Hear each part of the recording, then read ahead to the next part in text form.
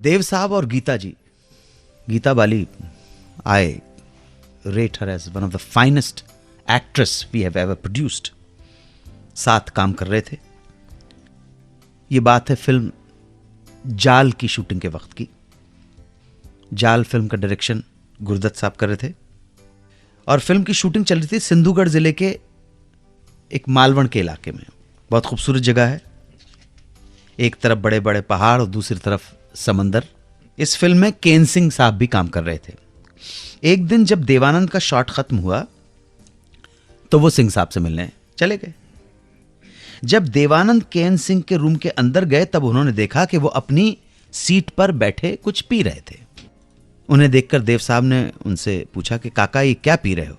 तो केन सिंह साहब ने अपना ग्लास उठाते हुए कहा कि इसे फैनी कहते हैं और एक ग्लास देव साहब के आगे बढ़ा दिया. देव साहब बोले कि काका आपको मालूम है शराब नहीं पीता. केन सिंह साहब ने कहा देव ये शराब नहीं ये अमृत है. एक काम करो ज्यादा मत पियो, बस कुछ बूंदे ही चख लो और फिर देखना शूटिंग करते हुए कितना आनंद आएगा. देव साहब इस प्रेशर के आगे झुक गए और जहां कुछ बूंदे चखने की बात हुई थी वहां देव साहब ने फैनी के 2 पूरे भरे हुए गिलास गटक डाले. फैनी चढ़ गई, हाथ हिलने लगे, सर चक्कर खाने लगा.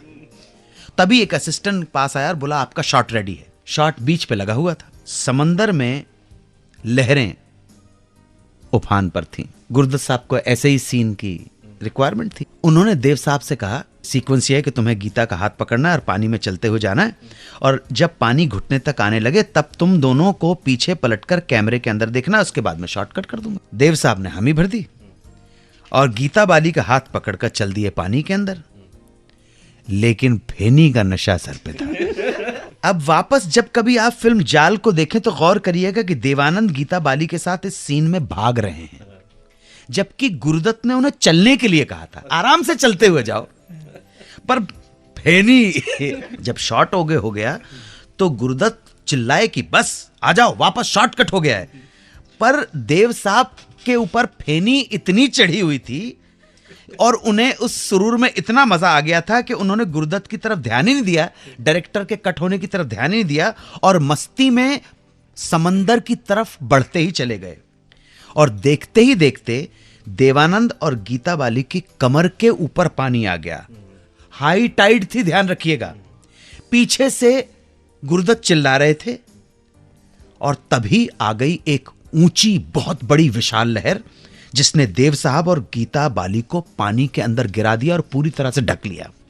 अब मौके की नजाकत को समझते हुए गुरुदत्त और बाकी के क्रू मेंबर्स पानी की तरफ भागे और किसी तरह से उन दोनों को पानी के अंदर से खींचकर बाहर लाए. जद्दोजहद के बाद पानी में डूब गए थे लोग. जब तक इन दोनों को पानी से बाहर लाया गया तब तक पानी नाक और छाती में चला गया था, पेट में चला गया था पानी और इमरजेंसी की सिचुएशन हो गई थी.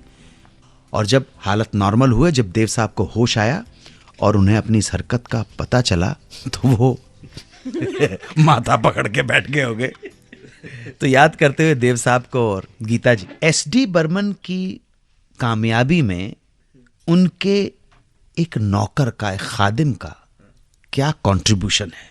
क्यों वो अपने नौकर से चेक करवाया करते थे अपनी धुनें. 92.7 बिग FM पर सुनते रहिए सुहाना सफर विद अनु कपूर.